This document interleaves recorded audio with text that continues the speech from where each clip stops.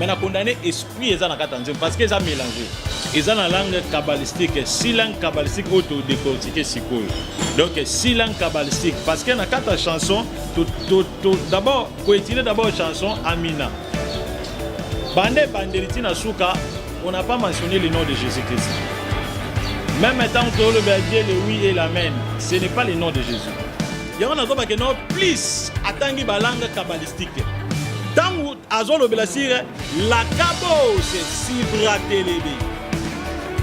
Et ça dans 6 minutes 20 secondes. La cabo a d'ailleurs derrière Siamai. Si bratelébé et il va manifester. Plus de 5 signes kabbalistiques. Dans la langue kabbalistique, si langue kabbalistique auto décortiquer sikoyo. Plus de 5 signes kabbalistiques. Dans la langue kabbalistique, si langue kabbalistique auto décortiquer sikoyo.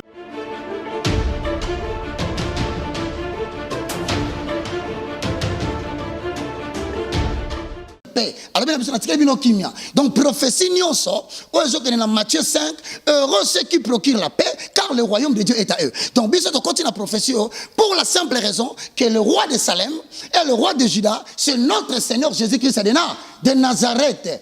Comme on est en Goana, n'a pas de bombe à indengeni. Autant que comme vous appelez na Jésus. Oyem banze mbotozo bateo lui yé ah ozobeta lisolana. Et puis, on a proposé Bino Bolanda prochainement. Amina oye yemba mioyo. Beaucoup de vérités en akati. Plus de 5 signes kabbalistiques. Ce n'est pas le moment de tromper les Congolais dans Bandembo. Mais sur Bakino se font comment décrypter les signes francs-maçonniques au milieu des chansons et des églises de réveil. Frère, attention! Autant qu'il y a la lumière pour les monio. Retirez le boko avant qu'il ne soit trop tard.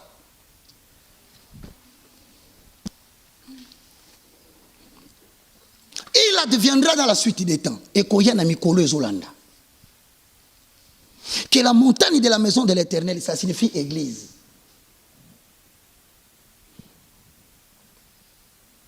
Sera fondée sur le sommet des montagnes, qu'elle s'élèvera par-dessus les collines. Et Kokoma na Mikolo Zoya, bata politique ba opakatamba.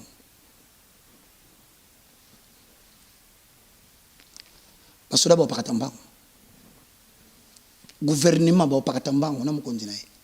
Kotikala bana. Ko pakatamba il a accepté ba bimi banda. Ko pakatamba ngol ba ke bureau avanda ka ekomeli kilo. Sikoyo église na moment wana. Nzamba linga pesa biso gloire. Dieu veut redorer l'église. Église va fingi likola biloko bitaka le bimi. Église va fingi ba pasteur ba botori ba mapango bato. Église va fingi je t'annonce. D'ailleurs dans les jours qui viennent, pasteur moko mena mboko. Ah oui, hein? Liboma na yeko bimana miso batinyos. Liboma penza na miso batinyos. Tant que le les gens ont cru que c'était de la blague. Si quand on bazo kima, ba otika mboka te. Nzamba lingi sikwa bana kozo ba sai na nzambe ya oya oba négliger bango na ba kima mboka. Azo ba sai na nzambe abimisi po ba président na gouvernance mboka. Alinga zongisa bango po bazala likolo ya ba tentation. Donc il y aura des hommes de Dieu qui seront des solutions aux problèmes que les politiques ne seront pas trouvés. Mais nazongi ya wapo na nini? Mutu na nzambe soko tangi mukanda ya Zacharie chapitre 3. Na verset na yango 1 na 7. Na uti kolakisa o que Jérusalem prototype na biso ezawana. Jérusalem akutani na problème moko ya grave. Mulili ekoti. Or promesse lobaki Jérusalem, Israël, nul ne tiendra devant toi tant que tu vivras. Mais ba bêti Israël, ba boto Israël bokondi, ba kena bango esclavage, ba nyokoli bango. Vous savez si le Congo continue à marcher dans l'occultisme, dans le renversement de la loi spirituelle de Bakende wana. Congo, drapeau na biso et kovanda na Rwanda encore 10 ans. Uganda a continué mambazo sala. Burundi a continué mambazo sala. Parce que Israël, chaque fois que nous sommes en Zambie, on a mboka mwa mke ba Philistin, na ozo ke solo isolo mwa suka, o rappelenga. On a ba Philistin ba mke, pouf, ba bête Israël. Ba boto le coffre de l'alliance. Ba bomi au fini na fini. message communique eli sacrificateur a bambani na se cerveau na eli banga moko nzamba tsaki déjà pembeni oki na baki je mettrai devant un piège eza na libanga mo batsaka liboso ndako wana bayeba katina na ngote or to libanga na nzamba tsaka ngo po mokolo bayo pesa nouvelle eli lokola sakana ki na nzambe bandoko pekisa pekisa bana ne bati osale kobo ayoka kite tanga kokweya libanga na nzambe za kozele wana po panza e cerveau bato muso na massage mdoko so bango te nzamba zali za biloko bongisi za na kata ndako wana eza na vitre moko ko pasuka so tout ka tung hémorragie interne akei. Bon, mboko to dirigeant on n'a pas prophétie siko. Ça veut dire quoi? Ça veut dire que la situation est sur le kana awa. Zamba zolo bana bango. Na lina sauver Israël.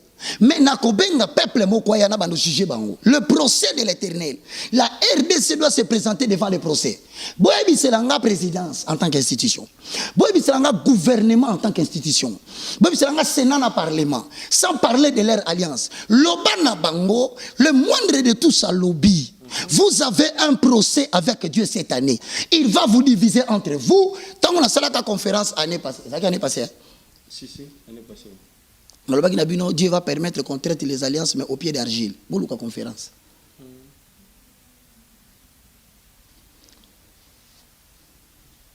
Maintenant, le procès là fait que nous avons convoqué Bataliboso. Alors, Josué le sacrificateur. C'est quoi le sacrificateur Josué? Or, le sacrificateur Josué, il avait les habits sales.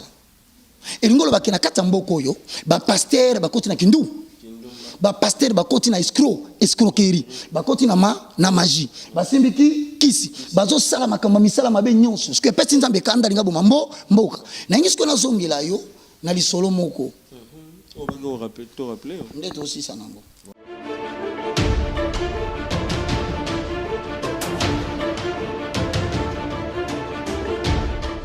Mususu na ko signifier yango boyete yana mususu na ko pesa explication ya balango wana mususu na ko loba ngo boyete parce que ya bablo moko pende za penda bien te eza ba invocation mo makasi soki totangi na début ya chanson na 6 minutes 5 secondes 6 minutes 5 secondes eza na langue moko bandeko o bazali bachango ba omona ngo alobeli sire Yaba tundi diba iba kolomoko. Yaba tundi diba iba kolomokoni. Donc, nakata langue oyo. Bandeko ba Hollanda biso. Abando sotin koloba c'est ça. Ça veut dire que le frère ayeba ki déjà makambo ya zo yebisa biso.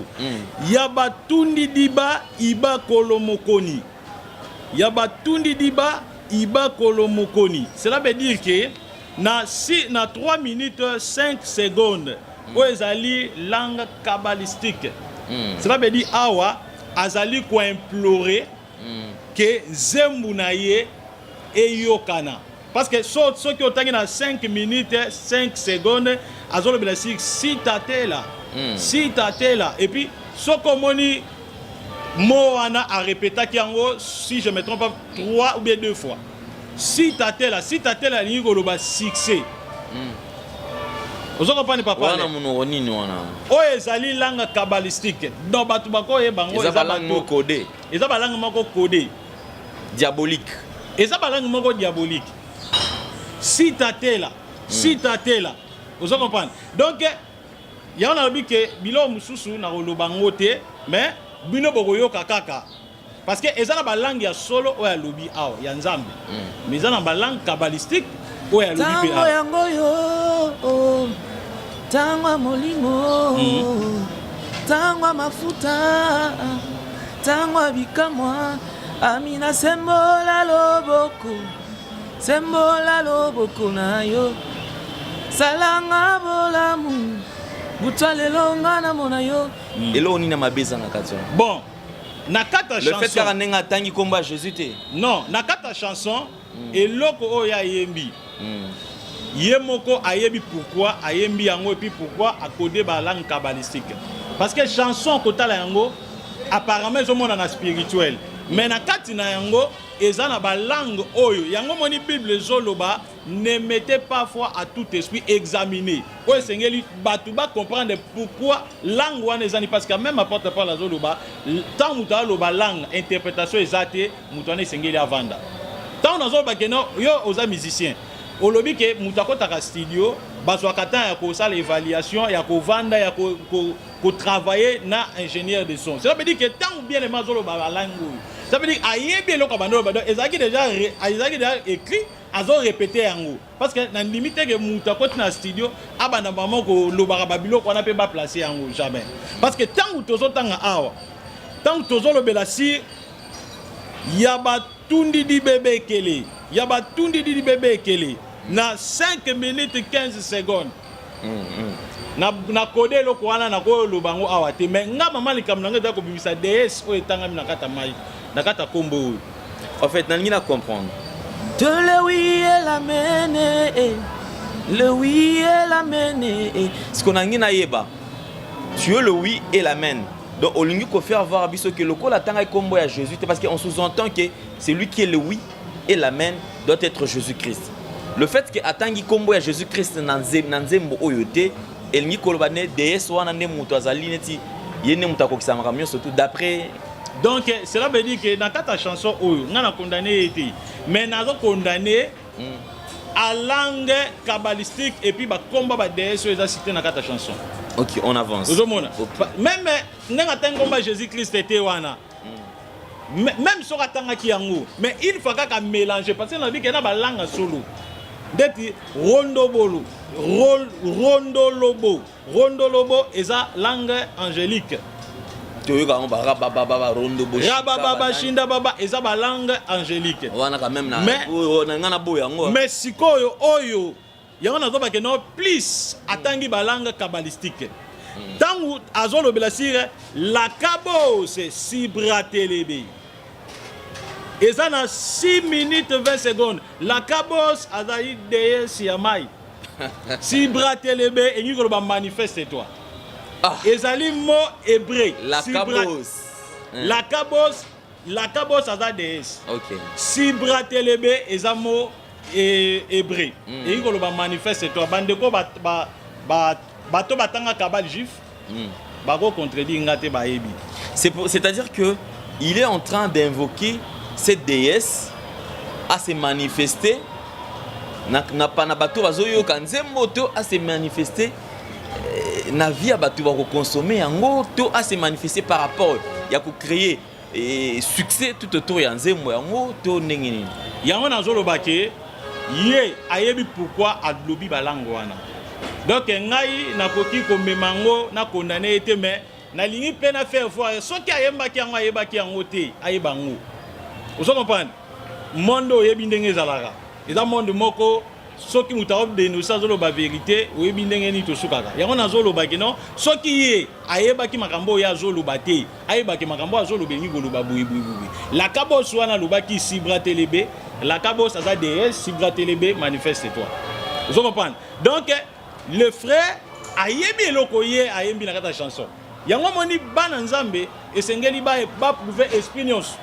Yango tolobaka chrétien aza mutu moko oyo esengeli ayeba ko découvrir a découvrir au lieu à koloba découvrir d'abord chrétien face à la recherche ayeba pourquoi eloko elobami na kata chanson wana nde na lobi eloko salinga passe ezali mo ya DS la kabos papa et chaîne oyo na banganga balekaka tuna même banganga o baleka awa la kabos za nani ba répondre a DS amai uzomona yango monike message onga na ye na été pona attaquer mais na yende pona bimisa esprit batam na kata chanson wana parce que le nom somona ba chrétien o tozo ka banzembe batu ba bongwana ti tozo ka banzembe batu ba tika masumu te batu bazo comme toujours le plus en plus batu masumu pourquoi parce que ba chanson est belée et ali codé na ba langue diabolique.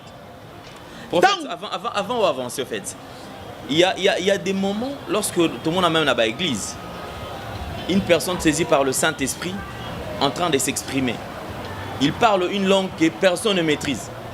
Okomona shinda baba bobo okana komba mutu moko toyo ebi bazotanga ekonomi tuneza dédicace nini mais ye azosala na ye Mais ce que tu dis, sentir habité, j'étais rempli par le Saint-Esprit. C'est-à-dire que c'est le Saint-Esprit qui a communiqué cette langue. Alors, place, est-ce qu'il n'y a pas moyen, on va noter l'autre fois. Est-ce que Moutaoki Kotanga, parce qu'il arrive des fois, mon koana, nga, na monoko, même si on a qui hébreu et la qui siboy. Même moi, on a on a lingala et la qui siboy. Ce que on a chiluba et la qui sipe boy. Est-ce que Oki Kozala Nango na sens wana te coïncidence, c'est-à-dire que yé la kabo swana et Kozala peut-être Msusu et Nguya na Nzambe.